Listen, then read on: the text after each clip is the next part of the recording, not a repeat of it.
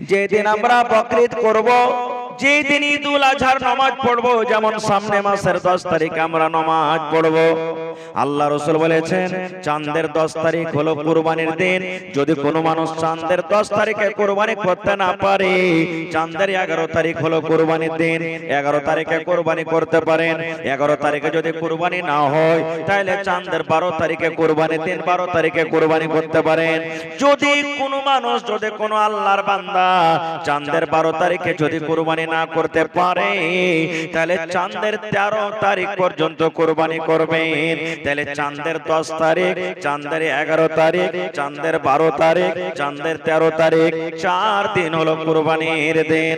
আল্লাহর নবী বলেছেন উম্মত, এই 4 দিনে যদি কোনো মুমিন মুমিনা রোজা রাখে, তাহলে তার রোজা রাখা হারাম, তার রোজা রাখা পাপ, গুনাহ হয়ে যাবে, পাপ হয়ে যাবে। এই 4 দিনে তার রোজা রাখা চলবে না। 4 দিন হলো কুরবানির দিন। নবী বলেছেন এই 4 দিন তোমার এই রোজা রাখা চলবে না। তো যখন ঈদের দিন হলো, কুরবানির দিন, খাওয়া পিন্ধার দিন, তে আমার মায়েরা ভালারা যারা এক বেলা রোজা রাখছেন, আমি রোজা রাখলাম, তাহলে তো আপনারা রোজা রেখে গুনাহ হয়ে গেল। কেন রোজাটা রাখবেন? তাহলে বলবেন হাজী মাওলানা তাহলে শরীয়তে কি আছে? শরীয়তে কি আছে? তাহলে শুনেন, একে রোজার নাম দেওয়া চলবে না। কি শরীয়ত আছে? আল্লাহর নবী মুহাম্মদ সাল্লাল্লাহু আলাইহি সাল্লাম যখন ঈদের নামাজ পড়িতে যাইতেন, ফজরের নামাজের পর নবী বিজোড় খাজুর খেয়ে নামাজ পড়িতে যাইতেন। যখন ঈদের নামাজ পড়িতে যেতেন, তখন কি খেতেন? বিজোড় খাজুর খেতেন। বিজোড় খাজুর, বিজোড় খাজুর মানে হয় একটা খাজুর খাইতেন, কিংবা 3টা খাজুর খাইতেন, কিংবা 5টা খাজুর খাইতেন, কিংবা 7টা খাজুর খাইতেন, কিংবা 9টা খাজুর খাইতেন। আল্লাহর নবী বিজোড় খাজুর খেয়ে নামাজ পড়িতে যেতেন। আল্লাহ রাসূল উম্মতকে বলেছেন, উম্মত যখন তোমরা ঈদের নামাজ পড়িতে যাবে, তখন তোমরা খাবার খেয়ে যাও। বলবেন মাওলানা আমাদের বাড়িতে যদি খাজুর না থাকে তো কি খেয়ে যাব? যদি খাজুর বাড়িতে না থাকে তাহলে কি খেয়ে থাকবো? আপনার বাড়িতে আন্দারসা আছে, আন্দারসা খেয়ে যান। আপনার বাড়িতে রসগোল্লা আছে, রসগোল্লা খেয়ে যান। আপনার বাড়িতে লাচ্ছি বানাচ্ছে, লাচ্ছা খেয়ে যান। আপনার বাড়িতে ক্ষীর হয়েছে, ক্ষীর খেয়ে যান। বাড়িতে আপনার পোলাও বিরিয়ানি হয়েছে, বিরিয়ানি খেয়ে যান।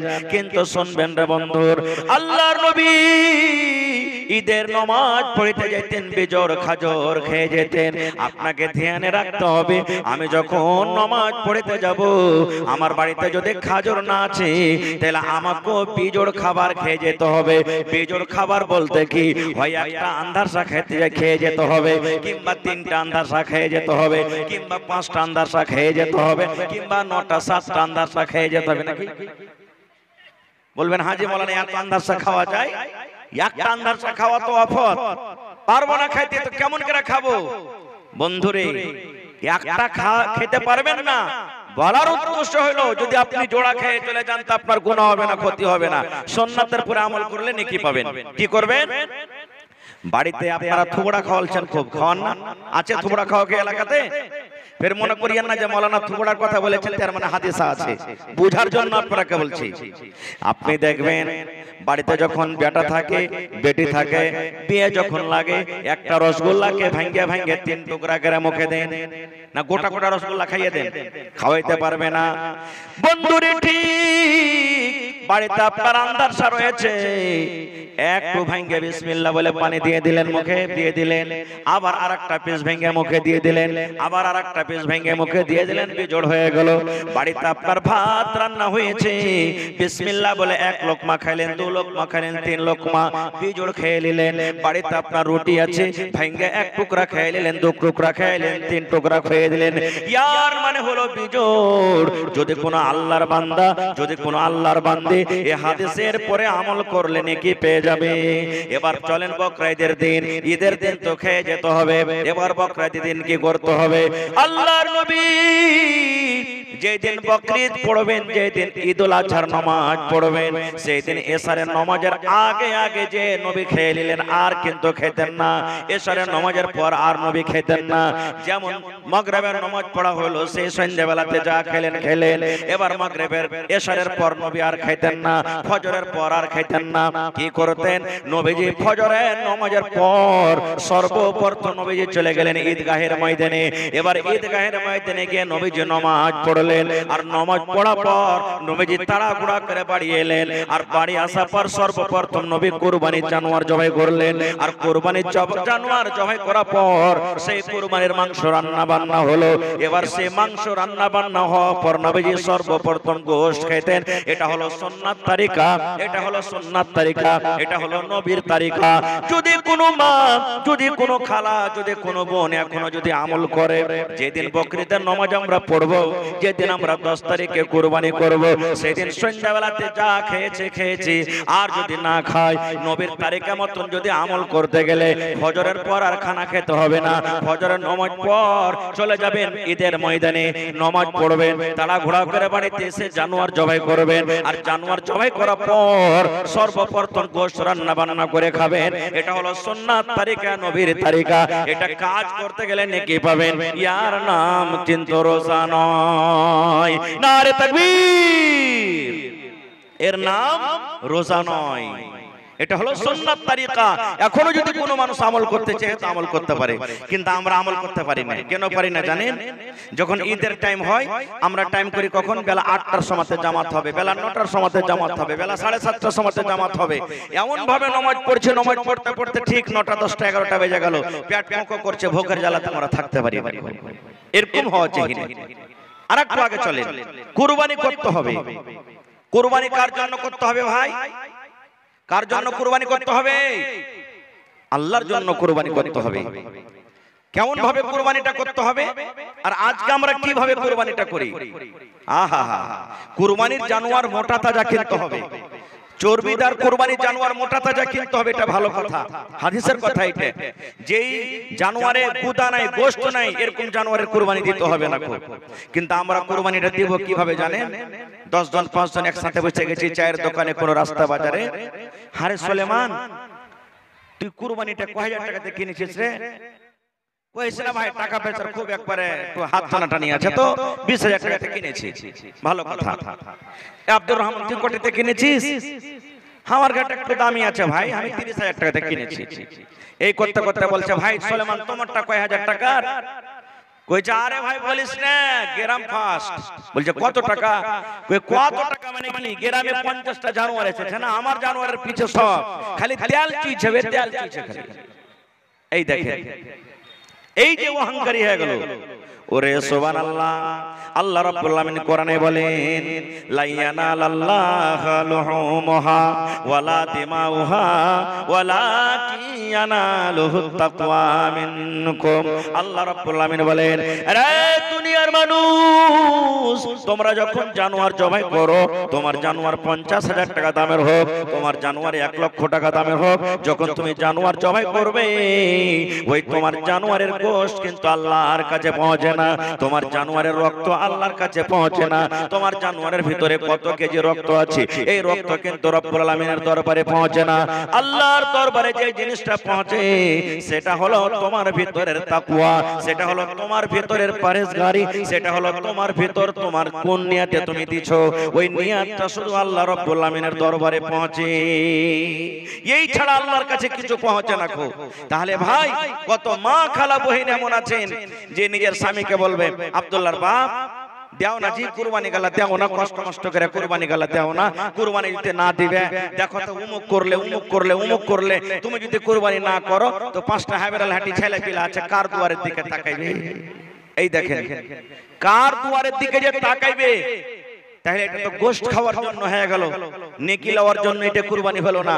এই সমস্ত জিনিস থেকে ভাই আমাদেরকে বাঁচতে হবে।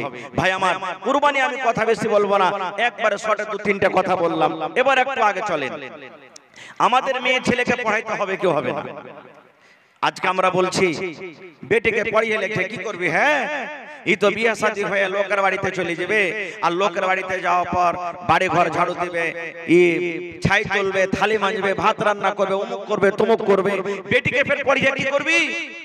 সুবহানাল্লাহ, একটা বেটাকে যদি আপনি পড়ান, একটা লোককে পড়াইলেন, ভালো করে শুনবেন, একটা বেটাকে যদি পড়ান তো একটা লোককে পড়াইলেন, আর একটা বেটি ছেলেকে যদি পড়ান একটা পরিবারকে আপনি পড়িয়ে দিলেন। কেমন কথা? ওটাও তো একটা মানুষ, এটাও একটা মানুষ। বেটা ছেলেকে পড়াবো তো একটা লোককে পড়া হলো, আর একটা বেটিকে যদি আমি পড়াই আপনি পড়ান একটা পরিবারকে পড়া হলো। এর মতলব কি ভাই আমার? আমি মতলবটা পরে বলছি, তার আগে আমি একটা হাদিস আপনাদের সামনে রাখছি যে আল্লাহর নবী মুহাম্মদ সাল্লাল্লাহু আলাইহি সাল্লামের জামানাতে মেয়ে ছেলেরা পড়ালেখা ছিল কি ছিল না? নবী একদিন বসে আছেন, মা আয়েশা রাদিয়াল্লাহু তাআলা আনহা আল্লাহর নবীর একজন স্ত্রী নবীর পাঞ্জরে বসে আছেন, আর স্বামী স্ত্রীতে গল্প করছেন যেভাবে গল্প হয়। আর ইহুদির জামাত, ইহুদির দল নবীর কাছে এসেছেন, আসার পর নবীকে সালাম দিচ্ছেন। ভালো করে হাদিসটা শুনবেন। নবীজি আমার বসে আছেন, মা আয়েশা রাদিয়াল্লাহু তাআলা আনহা আল্লাহর নবীর স্ত্রী পাঞ্জরে বসে আছেন, আর ইহুদির একটা জামাত এসে নবীকে সালাম দিচ্ছেন। কি সালাম দিচ্ছেন? আসসালামু আলাইকুম। কি সালাম দিচ্ছেন? আসসালামু আলাইকুম। আসসালামু আলাইকুম নয়, আসসালামু আলাইকুম। আর আসসালামু আলাইকুম দুটাতে পার্থক্য আছে। একটা হলো আসসালামু আলাইকুম আর একটা হলো আসসালামু আলাইকুম, দুটাতে পার্থক্য আছে। আমরা কি দিচ্ছি? আসসালামু আলাইকুম না আসসালামু আলাইকুম? কোনটা দিচ্ছি ভাই আমরা? জোরে বলেন। হ্যাঁ, এর মানে হলো কি আল্লাহর সালামতি, আল্লাহর দয়া তোমার উপরে হোক। আর ইহুদি এসে নবী কি বলছেন? আসসালামু আলাইকুম। এর মানে হলো হে নবী তুমি মরে যাও, তোমার পরে মওত আসুক। এই দেখেন কত বড় মানা। ইহুদি এসে নবীকে বলছেন আসসালামু আলাইকুম, হে নবী তোমার উপরে মওত আসুক, যেন তুমি মরে যাও। নবীর জন্য বদদুয়া করছেন তুমি যেন মরে যাও। আপনি বলেন তো, যদি কোনো মানুষ তার পাঞ্জরে স্ত্রী থাকে আর যদি তার স্ত্রীটা তার স্বামীকে কেউ গাইল দেয়, মাই লোকটা কিছু কইবে না? কইবে কি কইবে না ভাই? হ্যাঁ, মেলাই কথা বলবে। ওরে সুবহানাল্লাহ। আল্লাহর নবীকে যেমন ইহুদিরা এসে বললেন আসসালামু আলাইকুম, হে নবী তুমি মরে যাও, তোমার পরে মওত আসুক, তুমি যেন মরে যাও। এ ভাইরা শুনেন, এবারে মা আয়েশা রাদিয়াল্লাহু তাআলা আনহা দেখেন কেমন পড়ালেখা মেয়ে ছেলে ছিলেন। যেমন কথাটা বলা, মা আয়েশা রেগে গেলেন, ইহুদির উপরে রেগে গেলেন, আর রেগে যাওয়ার পর বলছেন ওয়া আলাইকুমুস সালাম আল্লাহনা, হে ইহুদির দলের আরে আমার নবীকে তোমরা গাল দিছো, নবী তুমি মরে যাও, তোমার পরে যেন মওত আসে। আমার নবী কেন মরবে রে ইহুদিরা? তোমরা মরে যাও, তোমার পরে মওত আসুক, তোমাদের পরে মওত আসুক, এবং আল্লাহর গজব আল্লাহর লানত তোমাদের উপরে হোক। মায়েশা কিন্তু কথাটা পাল্টে দিলেন। কেন পাল্টালেন? পড়ালেখা জানছে তাহলে তো পাল্টাইলে যে ভাই, আর যদি পড়ালেখা না জানতো তো কি বললে না বললে? কিছু কি বুঝতে পারতো? কিছু বুঝতে পারতো না। এবারে যেমন মায়েশা পাল্টে দিলেন, হে ইহুদির দল আমার নবী কেন মরবে? তোরাই মর, এবং তোরকে পরে আল্লাহর লানত আল্লাহর গজব হোক। আহ, আমার নবী কেমন ছিলেন জি? এত বড় গায়েল, এত বড় বদদুয়া দিয়ে দিলেন। তা নবীজি তখন নিজের বিবিকে বলছেন আয়েশা থামো বিবি রে, থামো, তুমি রেগে যেও না, থামো তুমি রেগে যেও না, মন খান তুমি খারাপ করিও না। মা আয়েশা বলে নবী গো কেমন কথা বলছেন নবী আপনি? আমার সামনে আপনাকে একটা লোক গালি দেয়, আমার সামনে আপনাকে বিনা অপরাধে একটা লোক গালি দেয়, আর আমি তার উত্তর দিচ্ছি, তো আপনি বলছেন থামো থামো। আল্লাহ রাসূল বললেন আয়েশা রে তুমি চিন্তা করো না রে আয়েশা, আমি নবী চুপ করে নাই, আমি নবী তার উত্তরটা কিন্তু আমি তাকে দিয়ে দিয়েছি। আমি তাকে ওয়া আলাইকুম বলে দিয়েছি, আমি নবী তাকে ওয়া আলাইকুম বলে দিয়েছি। ওয়া আলাইকুম মানে হে ইহুদিরা রে, যদি ভালো নিয়তে আমাকে দুয়ার সালাম দিয়ে থাকো, ভালো নিয়তে যদি সালাম দিয়ে থাকো তাহলে তুমিও ভালো পাইলে, আর যদি তুমি খারাপ নিয়তে মন্দ নিয়তে যদি আমাকে সালাম দিয়ে থাকো তাহলে সেই মন্দটাও তুমি পাইলে। আমি ওয়া আলাইকুম বলে দিয়েছি, তুমি চিন্তা করো না। নারে তাকবীর।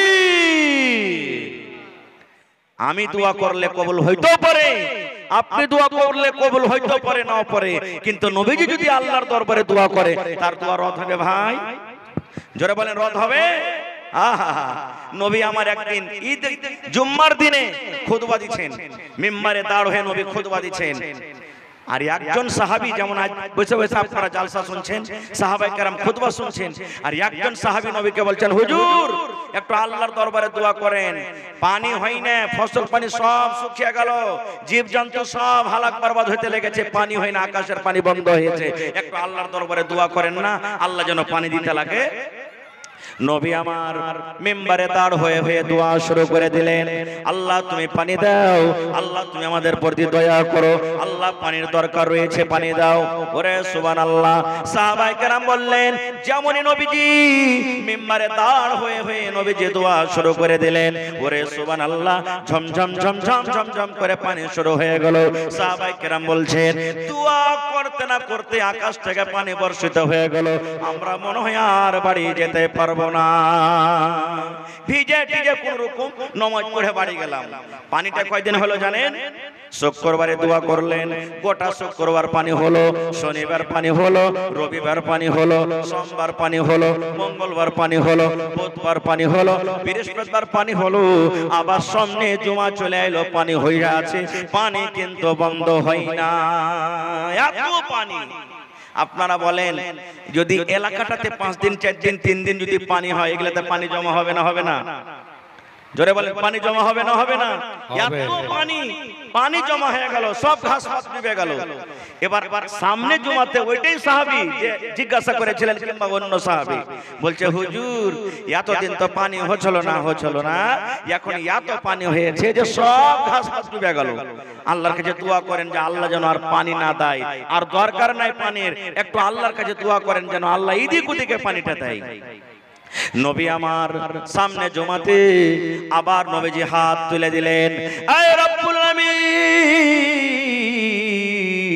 আল্লাহর পানির দরকার নাই, আল্লাহ যেখানে দরকার আছে সেখানে তুমি পানি দাও, আল্লাহ এখন পানি তুমি বন্ধ করে দাও, এই জায়গা তার পানির দরকার নাই।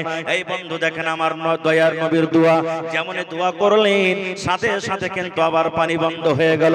এবারে বলি বন্ধুরে, আমার নবী এমনই নবী, আমার নবী এমনই নবী, পানির জন্য দোয়া করলেন, পানির সাথে সাথে শুরু হয়ে গেল, আর নবীজি পানি বন্ধ হওয়ার যেমনই দোয়া করলেন সাথে সাথে পানি বন্ধ হয়ে গেল। এই জন্য নবী বললেন, আয়েশা রে তুমি চিন্তা করো না, মন খারাপ করো না রে আয়েশা, আমি ওই ইহুদিদেরকে জবাব দিয়ে দিয়েছি, যদি ভালো মনে আমাকে সালাম দেয়, আমি নবী তাকে ভালো মনে তাকে দোয়া দিলাম, ভালো দোয়া পেয়ে যাবে, আর যদি সে মন্দ নিয়তে খারাপ নিয়তে সালাম দিয়ে থাকে, তাহলে সেই খারাপটা তার দিকে কিন্তু ঘুরে চলে যাবে। একটা হাদিস শুনতে পেলাম আমরা, কি জানতে পারলাম যে মহিলারাও পড়ালেখা ছিল। আর একটু আগে চলেন, আল্লাহর নবীর জামানাতে একজন সাহাবী ছিলেন, যে সাহাবীটার নাম হলো সাফওয়ান বিন মুআত্তাল রাদিয়াল্লাহু তাআলা আনহু। ভালো করে শুনবেন, সাহাবীর নাম কি? সাফওয়ান বিন মুআত্তাল রাদিয়াল্লাহু তাআলা আনহু। একদিনকার ঘটনা, ওয়ার বিবি নিজের স্বামীর উপরে কেস করতে চলে গেছেন। সাফওয়ান বিন মুআত্তাল রাদিয়াল্লাহু তাআলা আনহু, ওর স্ত্রী যে বাড়িতে স্ত্রী আছে, স্ত্রীটা নিজের স্বামীর শিকায়ত নিয়ে গেছেন। কার দরবারে? নবীর দরবারে।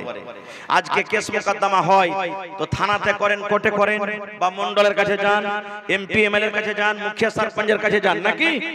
তো সেই মহিলা নিজের স্বামীর শিকায়ত নিয়ে গেছে কার কাছে? নবীর দরবারে।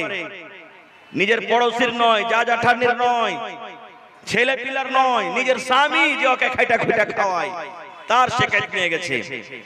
এবার শিকায়ত করতে গেছে, দেখছে ওর স্বামী নবীর পাঞ্জরে কিন্তু বসে আছে।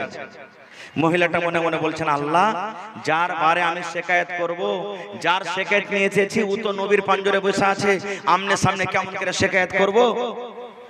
বলছেন না, নবীর দরবারে যখন এসেছি তো আমি শিকায়ত করব। কি শিকায়ত?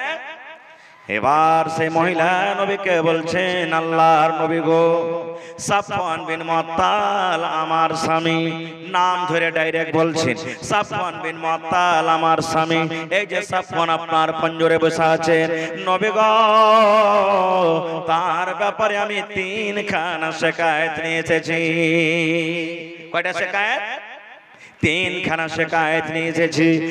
এক নম্বর শিকায়েত, নবী গো আমি যখন নামাজ পড়ি হয়তো আমি নামাজের হালাতে দাঁড় হয়ে থাকি, কিংবা আমি রুকুতে থাকি, কিংবা আমি সাজদাতে চলে যাই, কিংবা আমি তাশাহুদের হালাতে থাকি। আল্লাহর নবী গো আমার স্বামী সাফওয়ান আমাকে চিল মারে, আমাকে ফাট মারে, আমাকে নামাজে ঘোষা মারে আর বলে বিবিরে নামাজ পড়িতে হবে না, নামাজ ছেড়ে দি। বিবিরে নামাজ পড়িতে হবে না, তুই নামাজটা ছেড়ে দে। বিবিরে আর তুই নামাজ পড়িস না, নামাজ ছেড়ে দে। নবী গো আমার স্বামী আমাকে মারে নামাজের হালাতে আর বলে বিবিরে তুই নামাজ ছেড়ে দে। নামাজের হালাতে আমাকে মারে, এক নম্বর হয়ে গেল। দুই নম্বরে বলছেন নবী গো আমার স্বামী সাফওয়ান আমি যখন রোজা রাখি দিনের বেলাতে আমাকে বলে বিবিরে তুই রোজাটাকে ভেঙে দে, রোজা করতে হবে না। আমি কিন্তু বলি না স্বামী গো আমি রোজা ভাঙবো না, কিন্তু আমার স্বামী আমার কথা না মানে না শুনে আমার রোজাটাকে ভেঙে দেয়। আমার হাত কান থেকে ধরে হয়তো আমাকে বিছানার দিকে নিয়ে চলে যায়, কিংবা আমার মুখে ছাতু খাজুর দিয়ে দেয়, কিংবা আমার মুখে পানি দিয়ে দেয়, আর যাওয়ার পর আমার রোজাটাকে ভেঙে দেয়, আমাকে রোজা করতে দেয় না। কয়টা হলো? কয়টা হলো যে ভাই? তিন নম্বরে বলছেন নবী গো আমার স্বামী যে সাফওয়ান রয়েছে ফজরের নামাজ পড়েন যখন সূর্য উঠে যায়, সূর্য ওঠার পর আমার স্বামী ফজরের নামাজ পড়ে। আপনারা বলেন তো সূর্য ওঠার আগে নামাজ পড়ে না পরে নামাজ পড়ে? কখন নামাজটা পড়ে? হ্যাঁ বলছেন সূর্য ওঠার পরে নামাজটা পড়ছে। তিনটা হয়ে গেল। এক নম্বরে নামাজের হালাতে মারে, দুই নম্বর রোজা ভেঙে দেয়, তিন নম্বরে সূর্য ওঠার পরে নামাজটা পড়ে। এইবারে নবীজি তখন সাফওয়ানকে বলছেন সাফওয়ান তোমার ব্যাপারে তোমার বিবি যে তিনটা কেস করেছে বাবারে, শিকায়েত করেছে, এটা কেমন? এই জামানার যদি আমরা পুরুষ হইতাম আর কোন মন্ডল সর্দারের কাছে আমাদের বিবিরা যদি শিকায়েত করতো, আমরা কি বলতাম? লাখ মুখকে চড়িয়ে দিতাম আর একবারে দাঁত কটাকে কড়মড় কড়মড় করতে আর বলতাম তোকে খাওয়াচ্ছি, পিন্ধাচ্ছি, কাপড় দিচ্ছি, আর তুই আমার ব্যাপারে শিকায়েত করছিস, চল বাড়ি চল তোকে আমি দেখাচ্ছি। এরকমই কথা বলতাম। কিন্তু রে সুবহানাল্লাহ, যার মধ্যে কোরআন, যার সিনাতে কোরআন, যে আল্লাহর নবীর উম্মত, যে আল্লাহকে দেখে ভয় করে, আল্লাহর রাসূলের কথা মানে, আল্লাহর জাহান্নাম দেখে ভয় করে, সেই সাহাবী বলছে নবী গো আমার বিবি আমার ব্যাপারে তিনখানা কেস করেছে আপনার দরবারে গো নবীজি। আমার ব্যাপারে আমার স্বামী তিনটা শিকায়েত করেছে, আমি নামাজের হালাতে মারি, তার রোজাকে আমি ভেঙে দিই, এবং সূর্য ওঠার পর আমি নামাজ পড়ি। এগুলা সবই সত্য নবী গো, সবই সত্য, একটাও মিথ্যা নয়। সবটি আমার বিবি সত্য কথা বলেছেন, একটা মিথ্যা নয়। এবার নবী তখন বলছেন যে হারে বাবা তাহলে নামাজের হালাতে তো মানুষকে মারতে হয় না, নামাজের হালাতে এদিক ওদিকে দেখতে হয় না, আর নামাজের হালাতে তোমার বিবিকে তুমি মারছো, এটা কেমন? কেন তুমি এই কাজটা করো? এবার সাফওয়ান কি বলছেন দেখেন, আল্লাহর নবী গো এই জন্য আমি মারি নবী গো, আমিও জানি নামাজ হলো আল্লাহর একটা ইবাদত, নামাজে মারতে হয় না, নামাজে ধাক্কা ধুক্কি করতে হয় না, নামাজটা খুশু খুজুর সাথ পড়িতে হয়। কিন্তু কেন মারি নবী গো? তাহলে শুনেন, আমি একটা গরিব মানুষ, আমি সারাদিন মাঠে কামে কাজে চলে যাই, আমি খাজুরের গোড়াতে পানি দিই, খাজুরের বাগান আমি নিড়িয়ে আসি, গোটা দিন আমি কাম কাজ করি, আর সন্ধ্যাবেলাতে যখন আমি বাড়িতে চলে আসি নবী গো আমার বিবি আমাকে খাবার দিয়ে দেয়, আর আমাকে খাবার দিয়ে আমার জন্য বিছানাটা লাগিয়ে দেয়। এবার আমাকে বলে স্বামী গো যান যান আপনি বিছানে ঘুমিয়ে যান। আল্লাহর নবী গো এইবারে আমি বিছানে চলে যাই, আমার স্বামী আমার বিবি কিন্তু নামাজ পড়তে শুরু করে। কত লম্বা লম্বা নামাজ পড়ে জানেন? কোরআনের মধ্যে যেগুলা বড় বড় সূরা এক এক রেখাতে দুটা করে সূরা তেলাওয়াত করেন।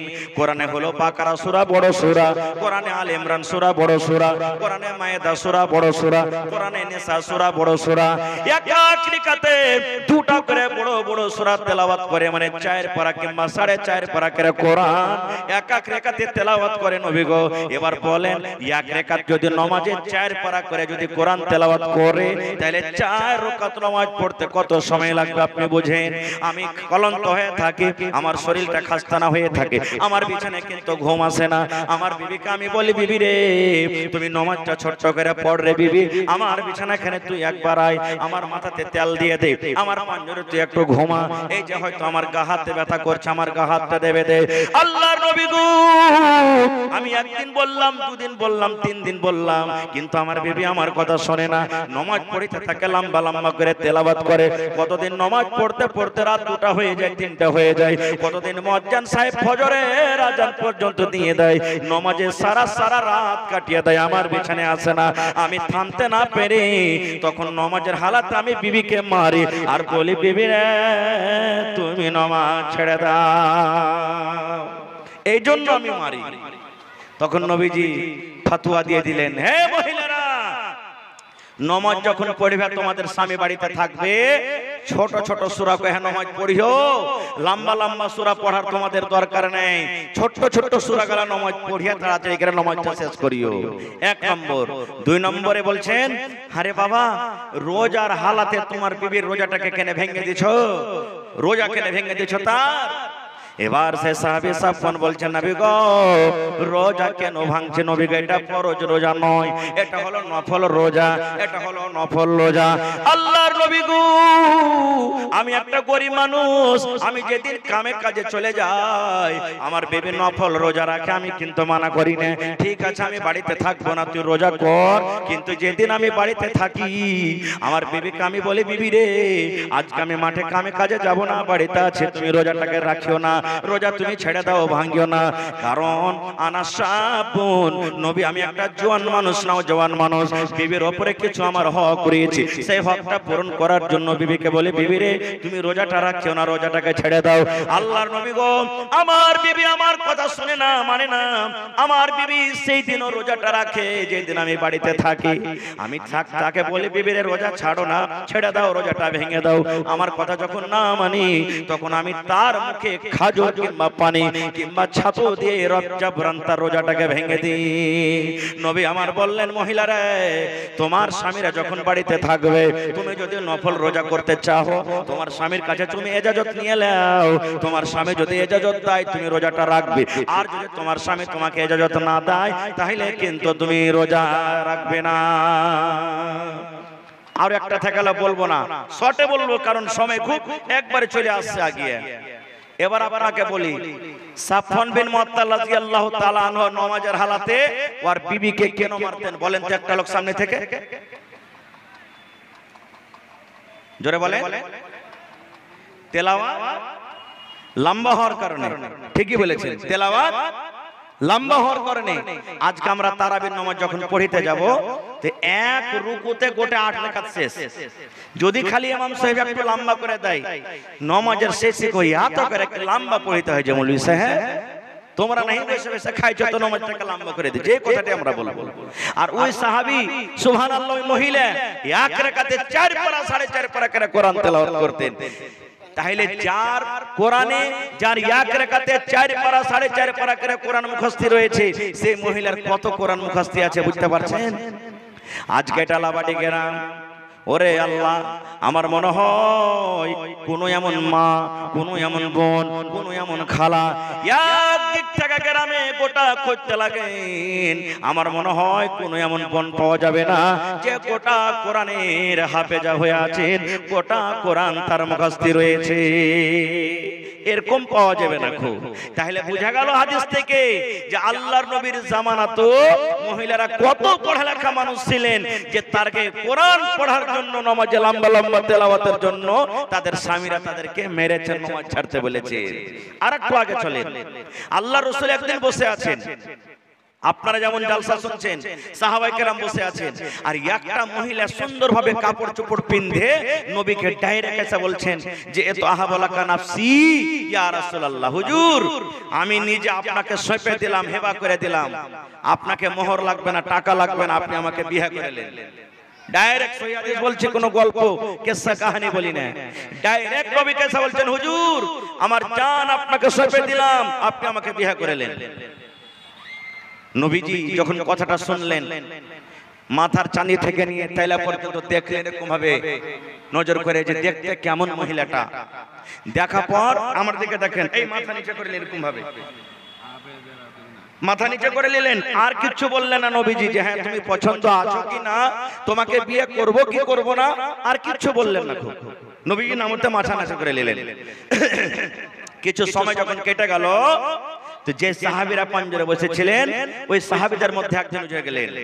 ফাকামা রাজুলুম মিন আসহাবিহি, একজন সাহাবী দাঁড় হয়ে গেলেন। আল্লাহর নবী গো, সে বেটি ছেলে নিজের জান খানাকে আপনাকে সঁপে দিয়েছেন গো নবীজি, সে আপনার সাথে বিয়ে করতে চেয়েছে। যদি আপনার দরকার থাকে আপনি তাকে বিয়ে করেন, আমি মানা করব না, কিচ্ছু বলবো না। কিন্তু নবী গো, সে বেটি ছেলেকে যদি আপনি বিয়ে না করেন, যদি আপনার প্রয়োজন না থাকে বিয়ে করার, ফাযাবিজনিহা, ওই মেয়ে ছেলের আপনি বিয়েটা আমার সাথে লাগিয়ে দেন, আমার দরকার রয়েছে, আমি তাকে বিয়ে করব। একজন সাহাবী বলতেন, হুজুর আপনাকে বিয়ে করতে চেয়েছে, যদি আপনি না করেন তা আমার দরকার রয়েছে সেই বেটি ছেলেটার, আপনি আমার সাথে বিয়েটা লাগিয়ে দেন। ও মনে করেছিল যে নবীকে যখন ফ্রিতে সঁপে দিয়েছে নিজের জাম, মোহর টোহর লাগবে না, তো হয়তো আমরাও পেয়ে নিব। এখনকার মতন নয় যে 2 লাখ টাকা বেটির বাপের কাছ থেকে নেব আর 2 লাখ টাকার ভিতর থেকে 10,000 টাকা মোহর কাটিয়ে দেবো, এরকম হয়েছে নাকি? তখন তো ছিল না এরকম। টাকা পকেট থেকে দিতে হবে, মোহরে খাইটা খাইটা টাকা দিতে হবে। বাস 1-2 মিনিট সময় লাগে, তখন চলে যাবো নিজের লাইনে। 1-2 মিনিট বসেন, খালি বাস 2 মিনিট।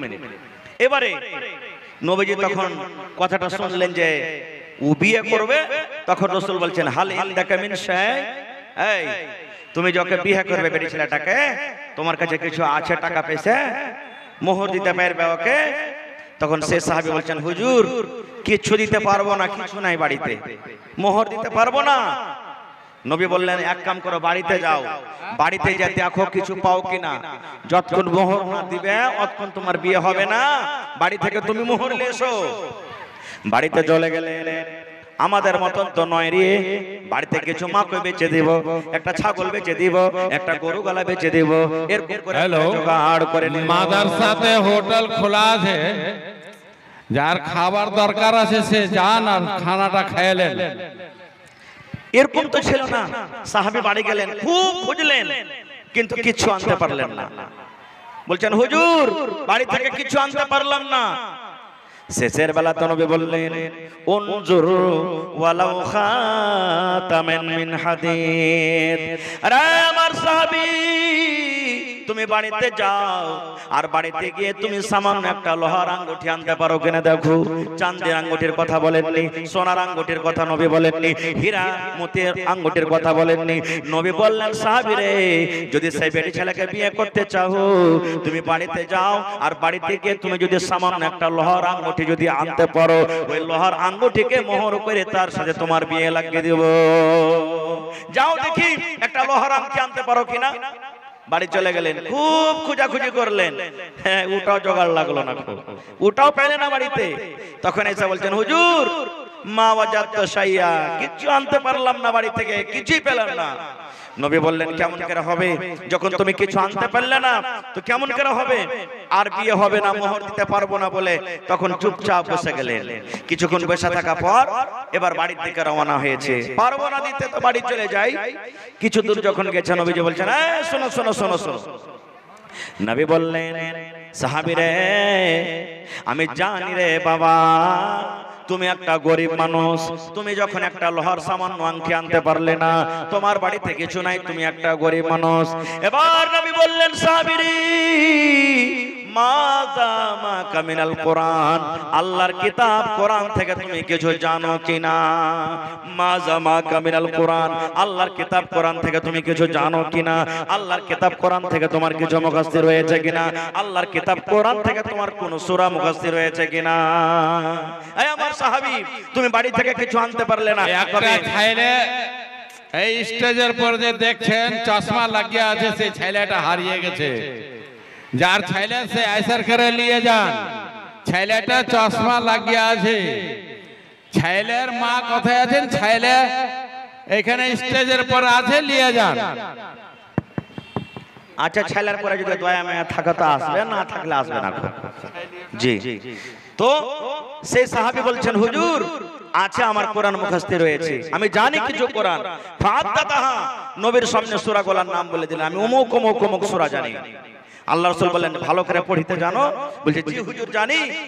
নবী আমার বললেন হ্যাঁ আমার সাহাবী রে, যে সূরাগুলো তুমি জানো ওই সূরাগুলোর ভেতর থেকে 30টা আয়াত এই বেড়ি ছেলেকে তুমি শিখিয়ে দিবে। কোরআনের এই 30টাকে মোহর করে তার সাথে তোমার বিয়ে লাগিয়ে দিলাম। যাও কোরআনের 30খানা আয়াতকে আমি মোহর করে তার সাথে তোমার বিয়ে লাগিয়ে দিলাম, যাও তোমার আমি বিয়ে দিয়ে দিলাম, তাকে তুমি স্ত্রী হিসেবে তুমি কবুল করে নাও। বলার উদ্দেশ্য ঘটনা থেকে অনেক কথা বুঝতে পারলাম, যেটা আমি যে উদ্দেশ্যে হাদিসটা আপনাদের শোনালাম এজন্য শোনালাম যে একটা মেয়ে ছেলে দেখুন কোরআন কেমন জিনিস, পড়ালেখা কেমন জিনিস, পড়ালেখা বুঝলেন, কোরআন বুঝলেন, নবীর কথা বুঝলেন, আর ওই নবীর কথাটাকে নিজে আমল করে নিলেন, নবীর কথাটাকে মেনে নিলেন। তাহলে দেখেন একটা বেটি ছেলে পড়ালেখা কত গুণ, পড়ালেখার কত দরকার। পড়ালেখা যদি না হতে গেলে তাহলে জীবনে কিন্তু নবীর কথা মানতক না, আর কোরআনকে কবুল করতক না, যে কোরআনের আয়াত আমার মোহর হয়ে যাবে। এই জন্য ভাইরে পড়ালেখা একটা খুবই দরকার, মেয়ে ছেলের পড়ালেখা দরকার। কারণ আপনি আপনার ছেলেকে পড়াবেন, মেয়েকে যদি না পড়ান কিয়ামতের দিন আপনাকে হিসাব লাগবে। আর একটা বেটা ছেলের থেকে বেটি ছেলের মাদ্রাসা চালাইতে কিন্তু খুব কঠিন।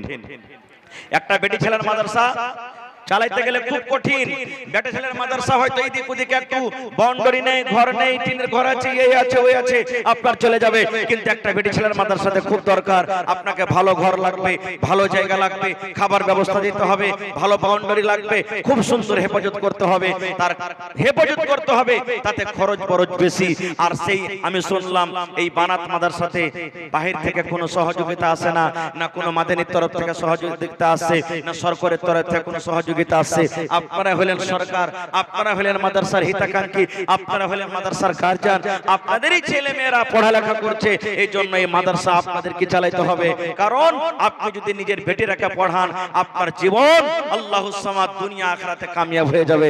আপনি যদি বেটিরাকে পড়ান সেই বেটি ছেলে আপনার বুঝতে পারবে আমার স্বামীর কি জিনিস, আমার স্বামীর উপরে আমার কতটুকু হক, শাশুড়ির উপরে কতটুকু হক, শ্বশুরের উপরে কতটুকু হক, শ্বশুরের বাড়িতে আমাকে কেমন ভাবে থাকতে হবে, আমাকে স্বামীর সাথে কেমন ভাবে থাকতে হবে, স্বামীর কতটুকু কথা মেনে চলতে হবে। এইভাবে বেটিরাকে যদি পড়ালেখা করান ভালো সংসার কাটবে, শ্বশুর বাড়িতে জীবনটা খুশি হয়ে কাটবে, না কেস মোকদ্দমা বাড়িতে ঢুকবে, এরকম কিছু আসবে না। কিন্তু আজকে আমাদের শেরশাবাদের জীবনটা কিভাবে কাটছে জানেন? আমার মাওলানারা বসে আছেন, জিজ্ঞাসা করবেন, তারা রাত দিন দেখছেন 100টা যদি কোর্টে কেস থাকে 100টা কেসের মধ্যে 90টা কেস শেরশাবাদী মুসলমানের আছে, আর 90টার মধ্যে 80টা কেস শুধু স্বামী স্ত্রীর ঝামেলার কারণে হয়ে আছে। কি ঝামেলা জানেন? বেটি ছেলেটা ফোন করে দিলে, মাগে কিরে বেটি ইমিনসার বাড়তা আর থাকতে পারবো না কে মা, তাড়াতাড়ি করে নিয়ে যা, এই মোরা আর খেতে দেয় না, ভালো করে খেতে দেয় না। মা যদি ভালো হয় তো বুঝাইবে, না রে বেটি থাক, দুঃখে হোক সুখে হোক শ্বশুর বাড়িতে থাকতে হবে, স্বামীর বাড়িতে থাকতে হবে, বুঝাইবে ভালো করে। আর যদি মাও যদি ওরকম ছ্যানম্যানে হয় তাহলে কি বলবেন, আচ্ছা তুই বেকার কোন রকম চলে তো আয়, এ বেকার বেটি চলে গেল 5 দিন পর, তখন বলছে জামাইটাকে ফোন কর নাকে, ডাক নাকে, কোন রকম ডাক নাকে, ই ফোন করেছে, ফোন করে চলে গেছে। যাওয়ার পর তখন দুটা লোককে দুটা চাংড়াকে রেডি করে রেখেছে, যেমন শ্বশুর বাড়িতে ঢুকা ওর হাত খানটাকে পিলারের সাথে বেঁধে দিয়েছে, বেঁধে দেওয়া বলছে মরার বেটা মরা, তুই আমার বেটিকে মারছিস, ফিরছিস, গাল দিছিস, 3 লাখ টাকা তোকে দিয়েছি, 2 লাখ টাকা বিয়েতে খরচা হয়েছে, 5টা লোক ডাক, 5 লাখ টাকা দে আর তালাক করে চলে যায়। এই দেখেন এইগুলো হয়েছে, বিয়ে দিয়ে দিয়েছি ছোট কালে, শ্বশুর বাড়ি চলে গেল, বেটি বুঝে না যে আমার স্বামীর কি হক, বেটা বুঝে না বিবির কি হক, লাখে কোটা পড়ছে, গুটকা মধু খেয়ে খেয়ে খেয়ে খেয়ে মুখখানে একবারে ভেক্সা ভেক্সা পাটের জাকের মতন গুন্ধাইছে। এবার বেটি ছেলে বলছে আমি আর থাকতে পারবো না। আল্লাহ রাসূলের জামানাতে এক বাপ নিজের বেটির বিয়ে দিবে, বেটি বলছে আব্বা বিয়ে করবো না। সেই বাপ চলে গেলেন নবীর দরবারে, হুজুর আমার বেটিকে একটু আপনি বুঝান তো। বলছে আমি বিয়ে করব না। নবীজি বলছেন তোমার বেটিকে এনেছো? বলছেন না। বলছে তোমার বেটিটাকে ডেকে নিয়ে এসো। বেটিকে ডেকে নিয়ে চলে গেলেন। নবীজি বললেন আরে বাবা আমি শুনলাম তোমার আব্বা জান তোমার বিয়ে দিবে আর তুমি বলছো যে না করব না, কারণটা কি? এই আমার মায়েরা খালারা শোনেন, এবারে কিন্তু আল্লাহুস সামাদ সে মেয়ে ছেলে বলছে নবী গো আমার আব্বা জান আমার বিয়ে দেবে, আমি রাজি হয়ে যাব। তার আগে আমি একটা কথা জানতে চাই নবী গো, আমার যে স্বামী হবে, আমার যে পাতি হবে, আমি শ্বশুর বাড়িতে যখন চলে যাব, আমার ওপরে আমার স্বামীর কতটুকু হক, আমার স্বামীর কতটুকু কথা মেনে আমাকে চলতে হবে বলেন তো। এই আমার মায়েরা খালারা ভাইরা শোনেন, এবার নবীজি বললেন মহিলারা তোমার স্বামীর ওপরে তোমার অতটুকু হক, তোমার স্বামীর তোমাকে অতটুকু কথা মেনে চলতে হবে। তোমার স্বামীর গায়ে যদি ফট হয়ে যায়, তোমার স্বামীর গায়ে যদি ঘা হয়ে যায়, ফট পেকে গেছে, ঘা পেকে গেছে, ফুট চুইছে, রক্ত বইছে, আল্লাহ রাসূল বলেছেন মহিলা তোমার স্বামীর গায়ে যে ঘাটা হয়েছে, ফটটা হয়েছে, এবার ফটটা কিন্তু পেকে গেছে, তোমার স্বামী যদি তোমাকে বলে এই আব্দুল্লাহর মা হালেমার মা এই ঘাটাকে তুমি সাফ করে দাও, এই রক্ত পুঁজকে তুমি সাফ করে দাও, কি দিয়ে সাফ করতে হবে বিবি রে? তোমাকে পানি দিয়ে সাফ করতে হবে না, তুলা দিয়ে সাফ করতে হবে না, তোমাকে এই কাপড় দিয়ে সাফ করতে হবে না। আল্লাহ রাব্বুল আমিন তোমাকে জিহ্বা দিয়েছে, জিহ্বা দিয়ে চেটে চেটে চেটে চেটে তোমাকে সাফ করে দিতে হবে। নবীজি বলেছেন মহিলারে তোমার উপরে তোমার স্বামীর অতটুকু হক রয়েছে, তোমার স্বামী যদি বলে জিহ্বা দিয়ে চেটে চেটে সাফ করে দাও, তাহলে তুমি ইনকার করতে পাবে না, পাবে না। জিহ্বা দিয়ে চেটে চেটে চেটে তোমাকে সাফ করে দিতে হবে। নারে তাকবীর, আল্লাহু আকবার। বুঝা গেল বেটি ছেলেকে পড়াইতে গেলে ওর সুখের সংসার হবে, ও বাড়িতে গিয়ে শ্বশুর বাড়িতে গিয়ে আপনার নাম রোশন হবে, নাম করবে এই বহুটা কত ভালো গে, আহ ওর আদত আখলাক চরিত্র কত ভালো, কোনটা যে পড়েছে, ওই পড়াতে মাদ্রাসার নাম হবে, শিক্ষকের নাম হবে, মা বাপের নাম হবে, গ্রামবাসীর নাম হবে, এলাকার নাম হবে। আর যদি বেটি ছেলেটা ভালো না হয় কি বলবে জানেন? কোন মিনসা মুখ পুরার বেটি নিয়ে এসেছি রে ভাই, নিয়ে এসে জীবনে কোনোদিন সুখ শান্তি পেল না। ওইখানকার ওই গ্রামের বেটিটা নিয়ে আসিস না রে ভাই, এ তো একটা লিয়ে জুলাই পড়ে মরছি, খবরদার ওই গ্রামের বেটিকে তোরা বহু করে নিয়ে আসবি না। দেখেন সবাই বদলাম। এই জন্য ভাই রে 1 টাকা দিবেন তো আপনার কাছ থেকে 1 টাকা নিব। আজকে আমি আপনাদের এলাকাতে নতুন, দেখি কোন আল্লাহর বান্দা আছেন বানাত মাদ্রাসার জন্য কোন একটা লোক 1 ডিসমিল কিংবা 1 কাঠা জমিন দান করতে পারবেন? যদি বানাত মাদ্রাসার আঞ্জর পাঞ্জরে জমিন থাকে কোনো ভাই লাগিয়ে দিবেন, না থাকে কোনো মাঠে ময়দানে কোনো জায়গাতে আছে দিয়ে দিবেন, বিক্রি করে যা টাকা হবে মাদ্রাসাতে লাগিয়ে দিবেন।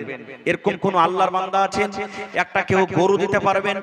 গত রাতের আগা রাতে একটা জালসা করতে গেছি, একজন ভাই একটা গরু পর্যন্ত দান করে দিয়েছে, সুবহানাল্লাহ। এই গত রাতে জালসা করলাম আপনাদের এই গিদড়মারিতে, আল্লাহুস সামাদ একজন আল্লাহর বান্দা, নামটা ভুলছি কি তার, 1 ডিসমিল জমিন দান করে দিলেন। আজকে দেখি এলাকার মধ্যে কোনো এমন আল্লাহর বান্দা নেই, বান্দি নেই যে আল্লাহর এই নবীর মাদ্রাসার জন্য, যেখানে কোরআনের পড়া হবে, নবীর শিক্ষা দেওয়া হবে, বেটি ছেলের পড়া হবে, সেখানে 1 ডিসমিল 1 কাঠা জমিন বিক্রি করে মাদ্রাসার বিল্ডিং এ মাদ্রাসার কাজে লাগিয়ে দিবেন। একটা লোক দেখি 10,000 টাকা দান করবেন, একটা লোক 5,000 টাকা দান করবেন, এবং 30 পারা কোরআন ভাই 1000, 1000, 2000, 3000, 500 করে করে দেখি 30 জন আমি লোককে দেখতে চাই। কমিটির লোককে বলবো মা খালারকে পিন্ডালে চাদর দিয়ে পাঠিয়ে দেন আপনারা, মায়েরাকে বলবো চাদর ভর্তি করে করে আপনারা মায়েরা দানগুলোকে দিয়ে পাঠান, গলার হার দিবেন, নাকের দিবেন, কানের দিবেন, পায়াল দিবেন, কারণ আপনাদেরই ছেলে মেয়েরা পড়ালেখা করবে, আপনাদের বেটিরা পড়ালেখা করবে, এই জন্য আপনাকে বেড়া জেলা হিস্সা নিতে হবে। তো আসেন তো দেখি কোন আল্লাহর বান্দা আছেন সর্বপ্রথম 10,000 টাকা 1000 ইটের দাম কে দিবেন, 1 গাড়ি বালুর দাম কে দিবেন, 1 গাড়ি গিট্টির দাম কে দিবেন, 1 কুইন্টাল রডের দাম কে দিবেন, দেখি কোন আল্লাহর বান্দা আছেন। মাশাআল্লাহ কিছু আবার দান এসেছে, হাজী আবেদ আলী দুজনেই বেমার আছেন, 1500 টাকা। মাশাআল্লাহ মাশাআল্লাহ, এই দেখেন 4 কলম হয়ে গেছে এখানে। জাযাকাল্লাহু খাইরান জাযা ওয়া আহসানাল জাযা।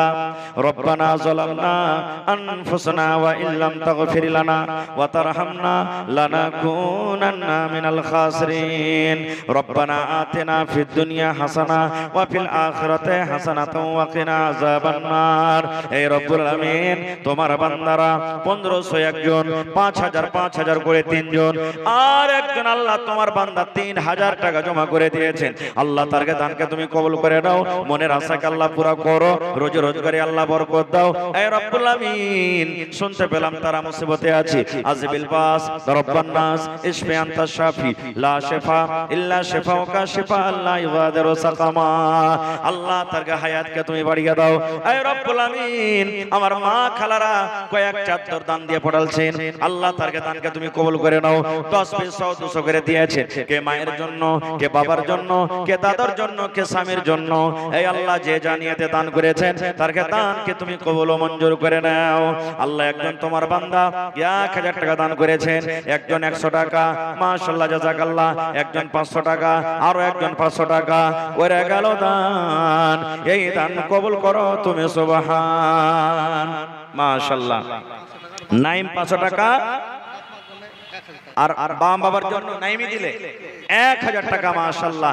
ভাই আপনারা, আমার পরে আরো দুজন বক্তা আছেন, যোগ্য যোগ্য আলেম আছেন, তা আপনারা সময়টাকে এদিক ওদিকে না কাটিয়ে 10 থেকে 15 মিনিটের মধ্যে আমার হাতে চটচট চটচট করে আপনারা দানটা দিয়ে দেন, তারপরে আপনাদের সামনে পরবর্তী বক্তা হাজির হয়ে যাবেন। এই জন্য আপনারা লেট করিয়েন না। যারা বাজারে আছেন, রাস্তাতে আছেন, সমস্ত ভাইকে আমি ডাকছি, আপনারা আল্লাহর হস্তে যতদূর যে নিয়াত করে এসেছেন এই মাদ্রাসার জন্য, আল্লাহর হস্তে আপনারা এই দানটাকে তাড়াহুড়া করে হাজির করে দেন। মাশাআল্লাহ জাযাকাল্লাহ। আল্লাহ নাইম ভাই আমার মা বাবার জন্য আল্লাহ 1000 টাকা জমা করে দিলেন, নিজের জন্য আল্লাহ 500 টাকা দিলেন। এ রব্বুল আমিন, আল্লাহ তার দানকে তুমি কবুল করে নাও, মনের আশাকে আল্লাহ পুরা করো, রোজে রোজগারে আল্লাহ বরকত দাও, কামাই ধামাই আল্লাহ বরকত দাও, দুনিয়ার ভেজাল দুনিয়ার ফিতনা থেকে আল্লাহ বাঁচিয়ে রাখো, যতদিন দুনিয়াতে বাঁচবে তুমি ঈমানের হালাত রাখো, আমিন। বেনামিতে মাশাআল্লাহ জাযাকাল্লাহ 500 টাকা একজন দিলেন, 5000 টাকা মনে করে তুমি কবুল করে নাও। একটু মোটা দান গালা এসে না যে ভাই 10,000 ইয়া দান গালা কেউ দিবেন না, একটা 5000 ইয়া গালা 2 4 5টা 10টা আইছেন, 2000 2500 গালা আইছেন। এলাকাতে আল্লাহর রহমতে মাকই খুব হয়েছে, মাকইর 1 কুইন্টাল করে মাকই গালা দিয়ে দেন, কেউ 50 কিলো দিয়ে দেন। ধান যারা লাগালছেন ধান গালা দিয়ে দেন। এরকম ভাবে বিভিন্ন রকমের দান গালা করেন। দেখি কোনো মা খালা ভাই বহিন এমন আছেন যে একটা ছাগল দান করতে পারবেন মাদ্রাসার জন্য, যে ছোট হোক বড় হোক, খাসি হোক পাটি হোক, কে দিতে পারবেন? দেখি কোন আল্লাহর বান্দী আছেন। মাজাহা হরিশপুর থেকে আল্লাহ মাশাআল্লাহ জাযাকাল্লাহ 500 টাকা জমা করে দিয়েছেন, 5000 টাকা মনে করে তুমি কবুল করে নাও, মনের আশাকে আল্লাহ পুরা করো, রোজ রোজ করে আল্লাহ বরকত দাও, কামাই ধামাই আল্লাহ বরকত দাও, দুনিয়ার ভেজাল দুনিয়ার ফিতনা থেকে আল্লাহ বাঁচিয়ে রাখো। আরো একজন তোমার বান্দা বেনামিতে এখানে আসিয়া 100 টাকা দিল তোমাকে ভাবিয়া, ও গো আল্লাহ দয়াময় তুমি গো রব্বানা, এ দানিকে আল্লাহ তুমি বিপদে ফেলো না, আমিন। মাশাআল্লাহ জাযাকাল্লাহ। আল্লাহ আমার ভাই মিনহাজ 1000 টাকা জমা করে দিলেন, আল্লাহ এক পারা কোরআনের দাম, আল্লাহ 1 লক্ষ টাকা মনে করে তুমি কবুল করে নাও, মনের আশাকে আল্লাহ পুরা করো। আর 500 টাকা দেন না যে ভাই জুবের ভাই, এক পারা কোরআনের দাম দেন আর 500 টাকা দিয়ে। মাশাআল্লাহ মাশাআল্লাহ। একজন 100 টাকা, আর এখানটা দেন ভাই জুবের ভাই, আল্লাহ ভালো রাখবে ইনশাআল্লাহ, আল্লাহ আপনার রোজে রোজ করে বরকত দিবে। মাশাআল্লাহ জাযাকাল্লাহ, হায়াকাল্লাহ বারাকাল্লাহ। আপনি দিলেন, এই দেখেন আমার ভাই জুবের আলম কথাটা রেখে দিয়ে আর 100 টাকা পুড়িয়ে দিলেন। আল্লাহর একজন নাম আমার, আপনার নামটা কি? মোহাম্মদ সাইদ। এগ্রামী বাড়ি নাকি? এগ্রামী বাড়ি হরিশপুর। তো জোড়া লাগাবেন না, পরে দিয়ে দিবেন, লিখে দিচ্ছে। মাশাআল্লাহ জাযাকাল্লাহ। আল্লাহ একজন ভাই আমার 500 টাকা জমা করে দিলেন, 5000 টাকা মনে করে তুমি কবুল করে নাও। আচ্ছা তাড়া ঘোড়া করেন ভাই, লেট করিয়েন না খুব। হয়নি হবে না হতে পারে না, আমার নবীর সাথে কারো তুলনা। হাজী আব্দুর রব সাহেব 1000 আছেন কি এখানে? হাজী সাহেব আছেন এখানে? কোন দিকে আছেন হাজী সাহেব? একটু থাকলে সালাম কালাম করে যান। আলহাজ আব্দুর রব সাহেব মাশাআল্লাহ, আল্লাহ তৌফিক দিয়েছেন আপনাকে, কাবা শরীফের জিয়ারত করে এসেছেন, আল্লাহ যেন আপনার হায়াতকে বাড়িয়ে দেয়, আরো একবার যেন আল্লাহ তাআলা আপনাকে তৌফিক দেয় যে আপনি ঘুরে আসতে পারেন। যদি থাকেন এখানে তো একটু দেখা করেন না। আর যারা সামনে আছেন ভাই একটু চটচট চটচট করে আসেন। মাশাআল্লাহ মাশাআল্লাহ। কি নাম যে ভাই? মফিজুল ভাই আমার 500 টাকা জমা করে দিলেন, 5000 টাকা মনে করে তুমি আল্লাহ কবুল করে নাও। রোকসানা খাতুন মাশাআল্লাহ 500 আছে। আচ্ছা রোকসানা খাতুন 1000 টাকা দান করেছেন মাশাআল্লাহ। এই দেখেন আমার বহিনের তরফ থেকে দান আসতে শুরু হয়েছে। ভাই যার পকেটে টাকা নাই, মোবাইলের ভিতরে আছে, অনলাইনের ব্যবস্থা আছে না নাই? হ্যাঁ অনলাইন এখানে দেখেন স্ক্যানার লাগা আছে, আপনারা অনলাইন দিতে পারেন এখানে। যদি ওয়াদি টাকা না ঢুকে স্টেজে চলে আসবেন, আপনারা স্টেজে এসে দিয়ে যাবেন। মাশাআল্লাহ জাযাকাল্লাহ। রোকসানা নামে দেখো বান্দি যে তোমার 1000 টাকা দিল জলসার মাঝার। ও গো আল্লাহ দয়াময়, তুমি গো রব্বানা মাফ করে দাও আল্লাহ জীবনের গুনাহ। এটাকে দিলে জবের আলম নামে দেখো বান্দা যে তোমার 600 টাকা দিল জলসার মাঝার। আর এক কথায় আমি শুনিলাম কানেতে, এই দান দিয়ে গেল মাতা পিতার নামেতে। আহারে মাতা পিতা মনে হয় নাই বেঁচে নাই বর্তমান, অন্ধকার কবরেতে করেছে গমন। কবরে থাকে যদি কোনো মুসিবতে, ও তার করিয়া নিবেদন বদলাতামি। রোকসানা খাতুন বিমারি হালত আছে, দোয়া করি। 1000 টাকা আফসানা রোকসানা আশফা কালাম মাশাআল্লাহ 1000 টাকা। আর রোকসানা খাতুন বেমারি হালাতে আছে। ওরে সুবহানাল্লাহ। আল্লাহ তুমি ডাক্তারে ডাক্তার, তুমি সার্জান রব্বুল আলামিন। আল্লাহ দুনিয়ার ডাক্তার যদি ফেল হয়ে যায়, তুমি এমন একটা ডাক্তার, এমন সার্জান আল্লাহ, যদি তুমি কোন ভালো কোন ভালো হয়ে যাবে।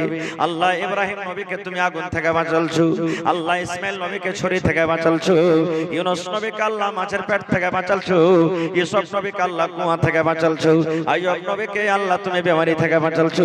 আল্লাহ তোমার কাছে কোনো জিনিসের কমি নাই। আল্লাহ সে বহিনকে তুমি শেফায়ে কামেলা আজলাতা করো।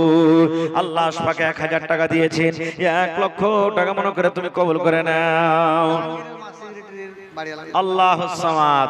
জাহাঙ্গীরের মাতা মাদ্রাসার সেক্রেটারি সাহেবের স্ত্রী 2000 দিয়েছেন, আর 3000 পারবে না দিতে? হ্যাঁ আল্লাহুস সামাদ।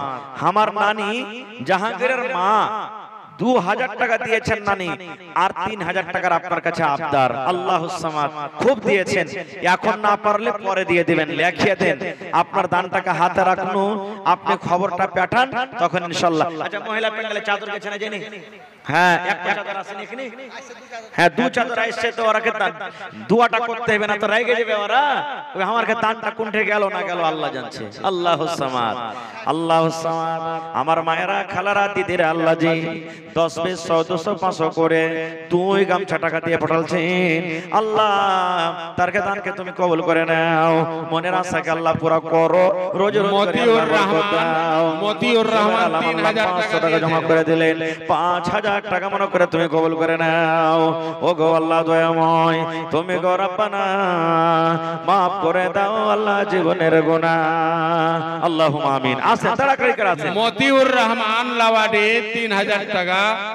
মতিউর রহমান লাবাডি থেকে 3000 টাকা জমা করলেন, আর 2000 পারলেন না দিতে? 5000 টাকা।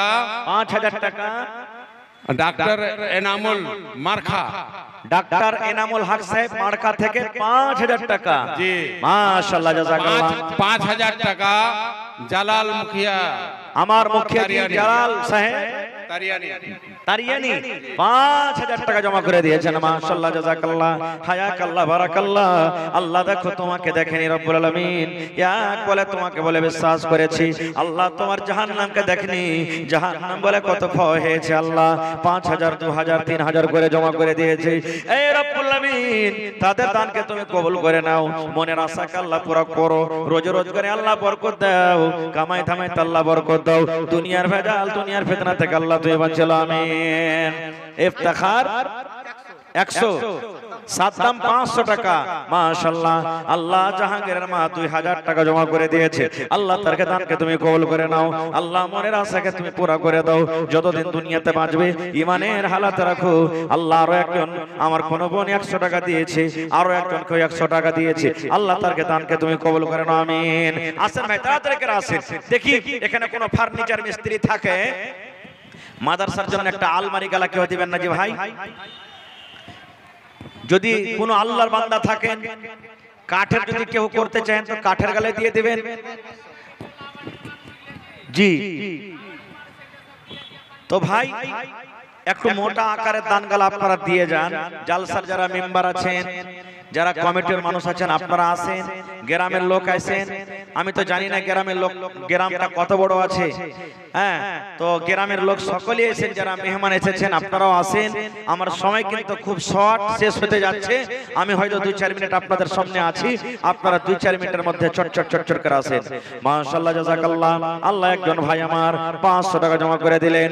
5000 টাকা মনে করে তুমি কবুল করে নাও। মনের আশা আল্লাহ পুরা করো, রোজ রোজ করে আল্লাহ বরকত দাও, কামাই থামাই আল্লাহ বরকত দাও, আমিন।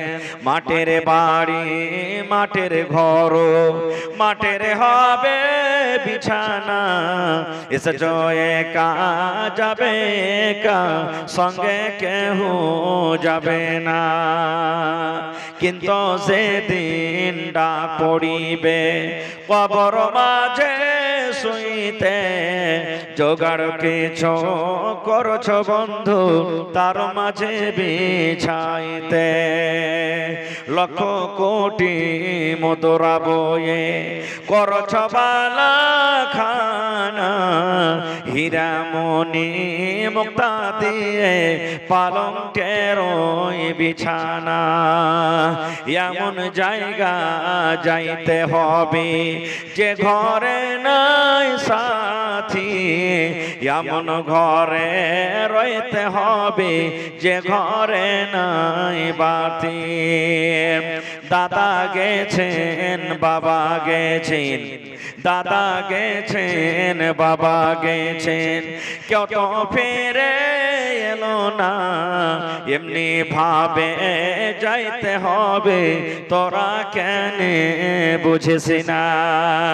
সাদের ছেলে চলে যাবে আর তো আপা ডাকবে না, পরনের বিবি চলে যাবে হাজি ফজলুর রহমান ফিরবে না।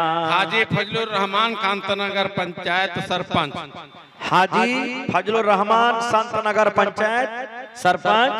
আগা করে ডেকে লেন, এখানে আছে। এদিকে আছেন হাজি সাহেব, আসেন, আপনারটা নিয়ে আমি ছেড়ে দেব। আমার শেখে মোহতারাম হাজির হয়ে গেছেন, আমি 1 মিনিটে ছেড়ে দেব। আর আপনি একটু এদিকে আসেন, যা দেবেন যতদূর করবেন শক্তি হিসাবে দিয়ে দেন। মাশাআল্লাহ, মুখতার আলম 500 টাকা জমা করে দিলেন। মাশাআল্লাহ, আল্লাহ আমার মাওলানা আকমাল সাহেব 500 টাকা দিলেন।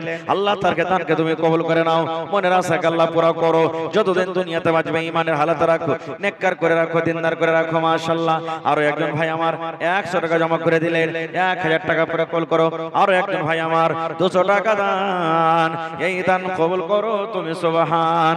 আরো একজন ভাই আমার 100 টাকা জমা করে দিলেন। আল্লাহ তার দানকে তুমি কবুল করে নাও, মনের আশাকে আল্লাহ পুরা করো, আমিন সুম্মা আমিন। শেষ করে নাকি? कांतनगर पंचायत सरपंच फजलुर रहमान আসেন। मौलाना आपके सामने में। ভালো আছেন ভাই সাহেব? माशाल्लाह, एक साथी है, दोनों को एक साथ बुलवाइए। इसके सरपंच नहीं, डॉक्टर साहब सरपंच। माशाल्लाह, माशाल्लाह। यही पर आ रहे हो, दोनों हाथ जोड़ करके। মানুষ का রেঞ্জ আর সেরেঞ্জ আর কে পারবে? জি জি জি। তো হাজি সাহেব কহেন তো কট্টি দিবেন।